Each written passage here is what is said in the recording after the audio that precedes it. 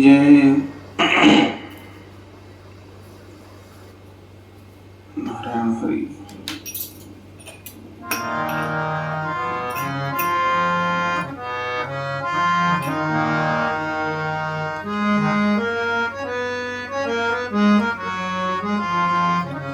हरि ओम।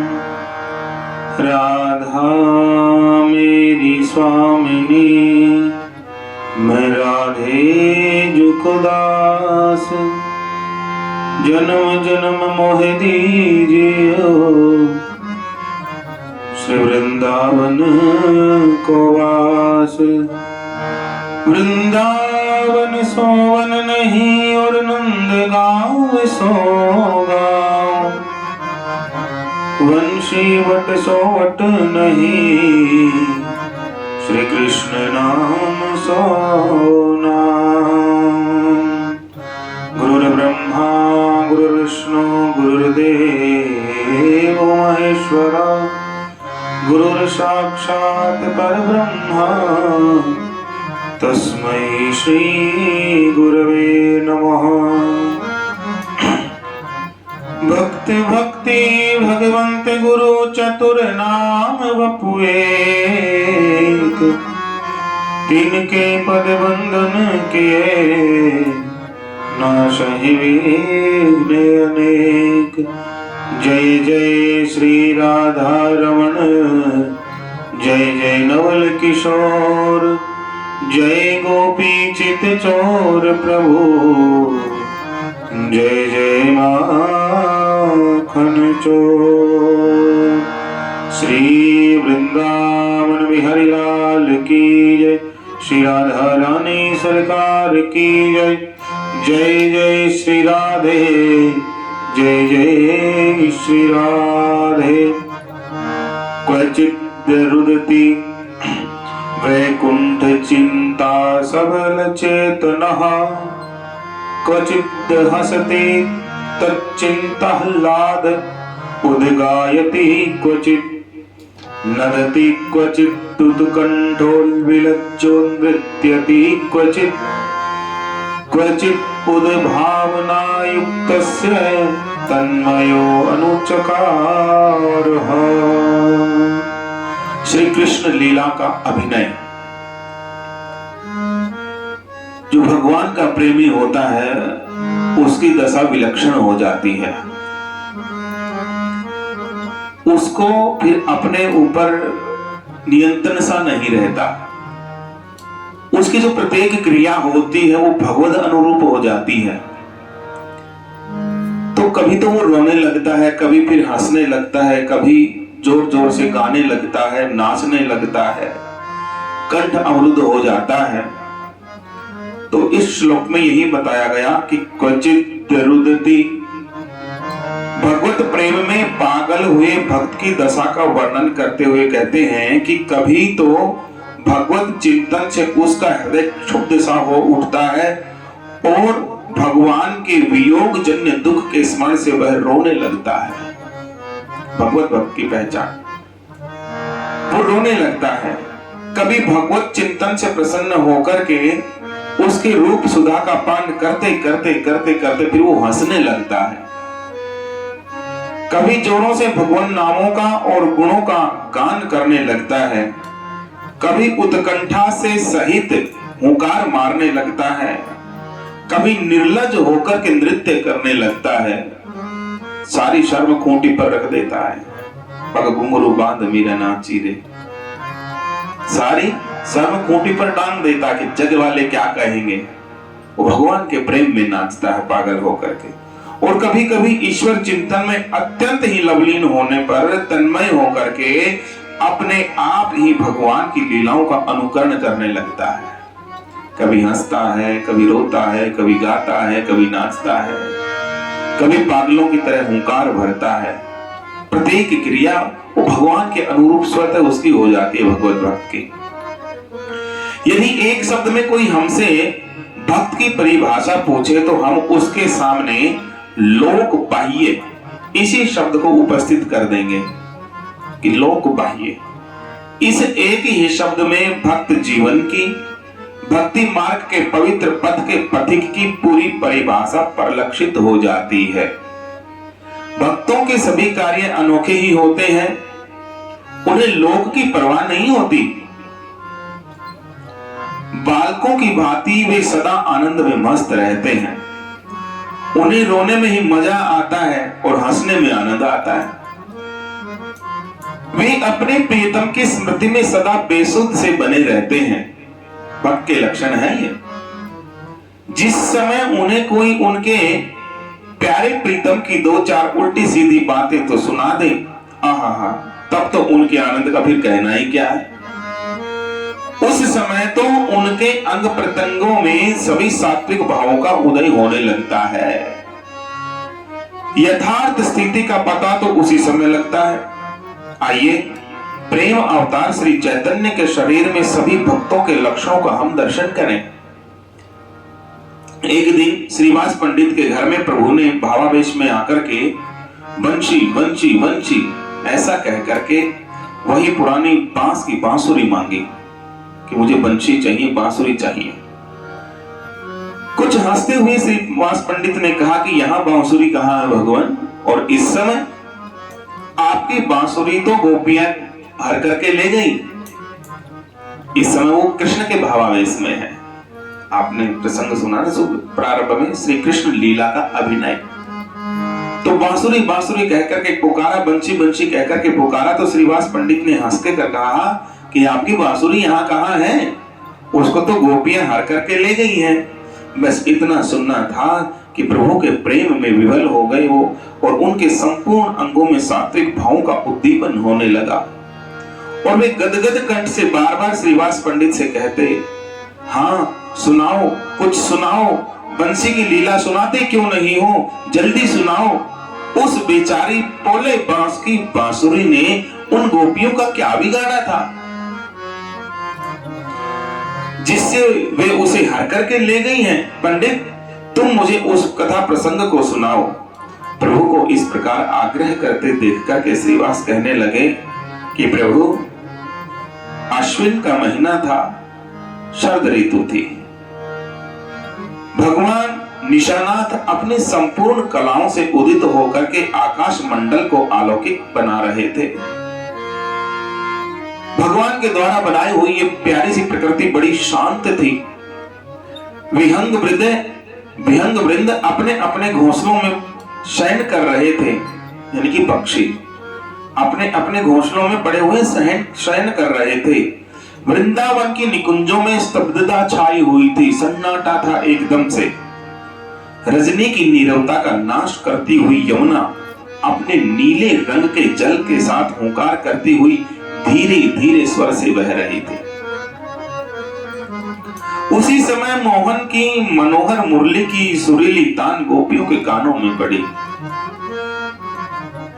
जैसे ही वो मुरली की तान गोपियों के कानों में पड़ी कि बस इतना सुनना था कि प्रभु पछाड़ खाकर के भूमि पर गिर पड़े, और आंखों से अविरल अश्रु बहाते हुए श्रीवास पंडित से कहने लगे, फिर बताओ ना, हाँ क्या हुआ, आगे क्या हुआ, आगे कहो, चुप क्यों हो गए, कहते क्यों नहीं हो। मेरे तो कान उस मुरली की सुरीली तानों को सुनने के लिए आज लालायित हो रहे हैं। श्रीवास फिर कहने लगे कि उस मुरली की ध्वनि जिसके कानों में भी पड़ी, जिसने वह मनमोहनी तान सुनी, वो ही बेसुध हो गया। सभी अकीसी जकीसी भूली सी भटकी सी सब गोपियां इस तरह की सी हो गई। उन्हें तन बदन की तनिक भी सुधि नहीं रही। उस समय निशम्य गीतम तदनंग वर्धनम व्रजस्त्रिय कृष्ण गृहीत मानसः आचत्मुरन्यो नवकल्चिदोत्तमा सयत्र कांतो ज्वललोल कुंडला।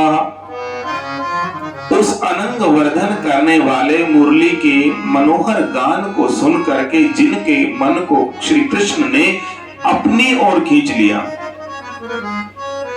कृष्ण गृहीत मानसा कहा गया।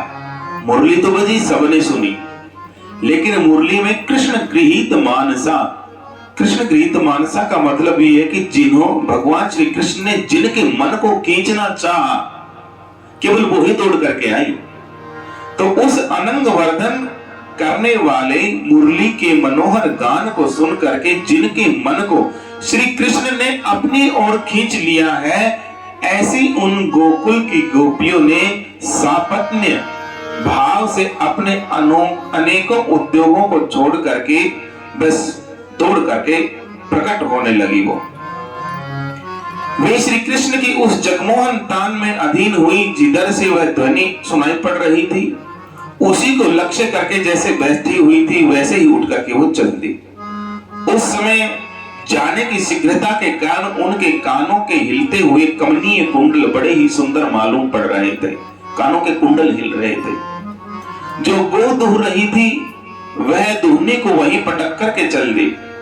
जिन्होंने दुहने के लिए बछड़ा छोड़ दिया था, उन्हें उसे बांधने तक की भी सुध नहीं रही। जो दूध ओटा रही थी, वे दूध को उफनता हुआ छोड़कर ही चल दी।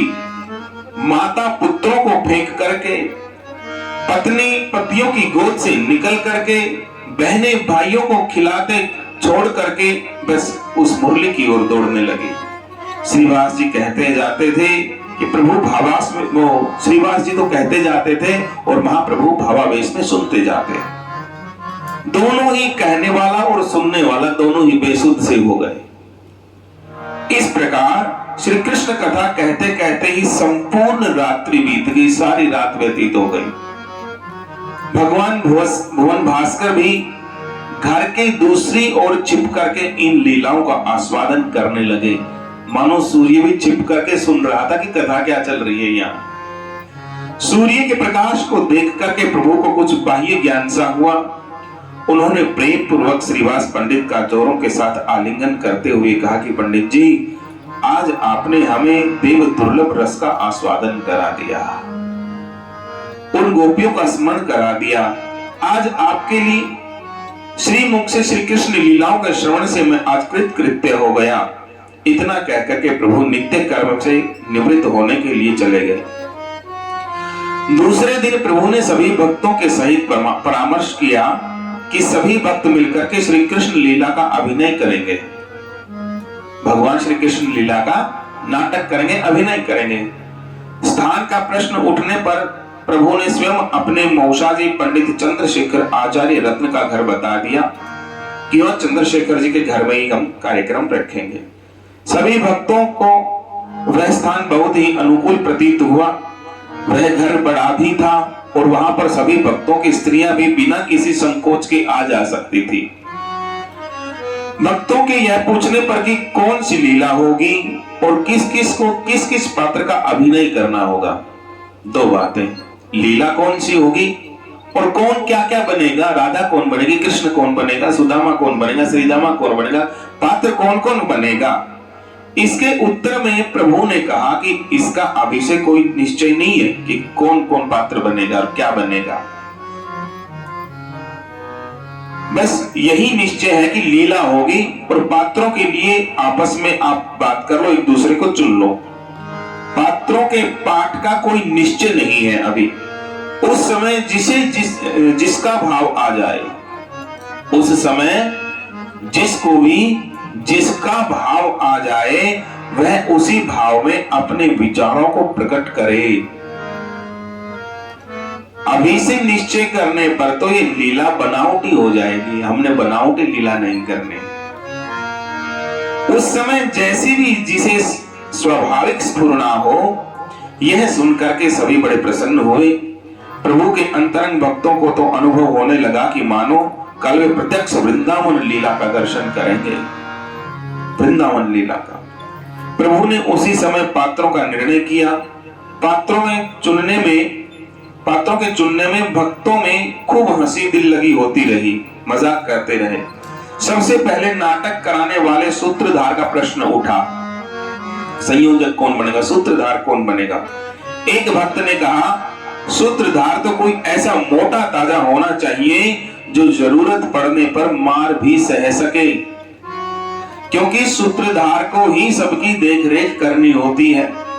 यह सुनकर के नित्यानंद जी बोल उठे, तो इस काम को तो हरिदास जी के सुपुर्द कर दिया जाए, हरिदास जी को सौंप दो इस काम को। ये मार खाने में खूब प्रवीण है। यमुनों ने मारा था ना बेचारे को कि ये मार खाने में बहुत प्रवीण है। सब भक्त हंसने लगे। प्रभु ने भी नित्यानंद जी की बात का समर्थन किया। फिर प्रभु स्वयं ही कहने लगे कि नारद जी के लिए तो किसी दूसरे की जरूरत ही है ही नहीं। साक्षात नारद अवतार श्रीवास पंडित उपस्थित है ही हमारे सामने। इसी समय एक भक्त धीरे से बोल उठा, नारदो कलह प्रिय, कि नारद को तो कलेश प्यारा है, नारद जी को तो लड़ाई झगड़ा पसंद है। इस पर हंसते हुए अद्वैताचार्य ने कहा कि ये नारद भगवान, इससे अधिक और कलह कौन करावे? सबसे ज्यादा तो इन्हीं को कलह पर पसंद है। आज नवद्वीप में इतना कोलाहल और हो हल्ला मच रहा था, इसके आदि कारण तो ये नारद अवतार श्रीवास महाराज ही हैं। जितना ये अफरा तफरी कोलाहल मच रहा है कि कौन अंदर सत्संग कर रहा है, कोई कुछ बाहर टोटका कर जाता है, कोई कुछ कर जाता है, तो कहने लगे कि सारे कलह के प्रिय ये श्रीवास महाराज ही हैं। इन्होंने तो सब कुछ ये फैला रखा है। इतने में ही मुरारी बोल उठे, अजी नारद जी को तो एक चेला भी चाहिए। यदि नारद जी पसंद करें तो मैं इसका चेला बन जाऊं। यह सुनकर के गदाधर बोले, नारद जी के पेट में कुछ दर्द तो हो ही नहीं गया है कि हिंगाष्टक चूर्ण के लिए वैद्य को ये चेला बनाए। वो वैद्य जी है ना, कि कोई चूर्ण लेने के लिए आपको चेला बनाए। इन्हें तो एक ब्रह्मचारी शिष्य चाहिए। तुम ठहरे गृहस्थी, तुम्हें लेकर के नारद जी क्या करेंगे? इनके चेला तो नीलांबर ब्रह्मचारी ही बनेंगे। प्रभु ने मुस्कुराते हुए भुवन मोहिनी लक्ष्मी देवी का अभिनय हम करेंगे, ऐसे कहा महाप्रभु ने मुस्कुराते हुए। किंतु हमारी सखी ललिता कौन बनेगी? इस पर पुंडरीक विद्यानिधि बोल उठे कि प्रभु की ललिता तो सदा प्रभु के साथ छाया की तरह रहती है। ये गदाधर जी ही तो ललिता सखी हैं। इस पर सभी भक्तों ने एक स्वर में कहा कि ठीक है, जैसी अंगूठी वैसा ही उसमें नग जड़ा गया। इस पर महाप्रभु हंसकर के कहने लगे, तब सब ठीक है। एक घड़ी बूढ़ी बढ़ाई की भी हमें, एक बड़ी बूढ़ी बड़ी की भी हमें आवश्यकता है इसमें, तो उसके लिए श्रीपाद नित्यानंद जी चाहिए। कहने लगे जी ठीक है, वो भी उपस्थित हैं। इतने में ही अधीर होकर के अद्वैताचार्य बोल उठे कि प्रभु हमें एकदम भुला ही दिया क्या आपने? अभिनय में क्या बूढ़े कुछ नहीं कर सकेंगे? हंसते हुए प्रभु ने कहा, आपको जो बूढ़ा बताता है उसकी बुद्धि स्वयं बूढ़ी हो गई है। आप बूढ़े नहीं हो, आप तो भक्तों के सिरमौर हो। दान देने वाले वृंदावन बिहारी श्री कृष्ण तो आप ही बनेंगे। वाह! यह सुनकर के सभी भक्त बड़े प्रसन्न हुए। सभी ने अपना अपना कार्य प्रभु से पूछा। बुद्धिमंत खां और सदाशिव के जिम्मे रंगमंच तैयार करने का काम सौंपा गया। बुद्धिमंत खां जमींदार और धनवान थे। वे भली भांति साज-बाज के सामान आचार्य रत्न के घर ले आए। एक ऊंचे चबूतरे पर रंगमंच बनाया गया। दाई और स्त्रियों के बैठने की व्यवस्था बनाई गई और सामने पुरुषों के लिए व्यवस्था बनाई गई बैठने के लिए। नियत समय पर सभी भक्तों की स्त्रियां आचार्य रत्न के घर आ गई।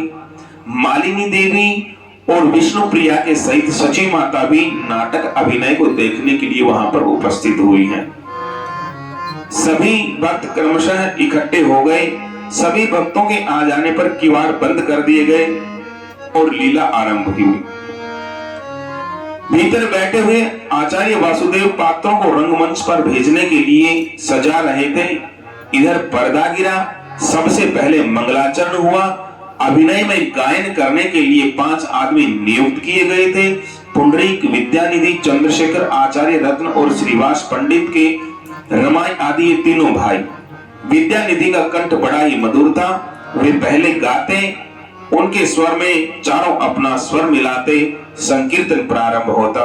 श्री कृष्ण गोविंद हरे मुरारे, हे नाथ नारायण वासुदेव।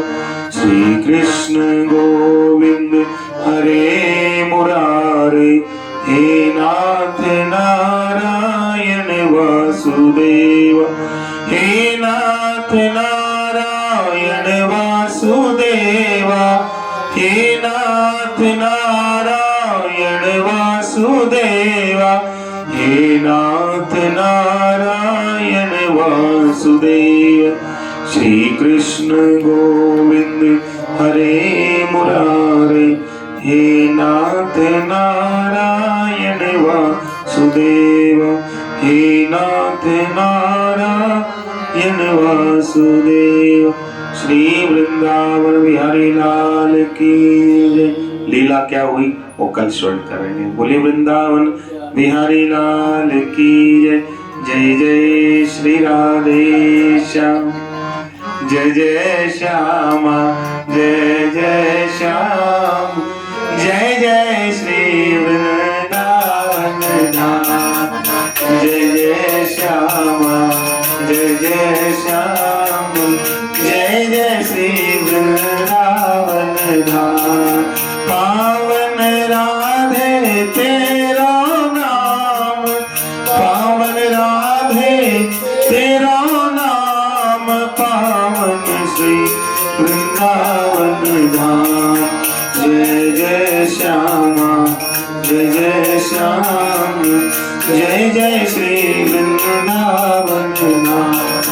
मेरी श्यामा मेरो श्याम, मेरी श्यामा मेरो श्याम, मेरो श्री वृंदावन धाम, मेरो श्री वृंदावन धाम। जय जय श्यामा, जय जय श्याम, जय जय श्री वृंदावन धाम। जय बरसानो जय नंदगांव, हाँ जय बरसानो जय नंदगांव। श्री यमुना जी ललित लला, श्री यमुना जी ललित लला। जय जय श्यामा, जय जय श्याम, जय जय श्री वृंदावन धाम। जय जय श्यामा, जय जय श्याम, जय जय श्री वृंदावन धाम।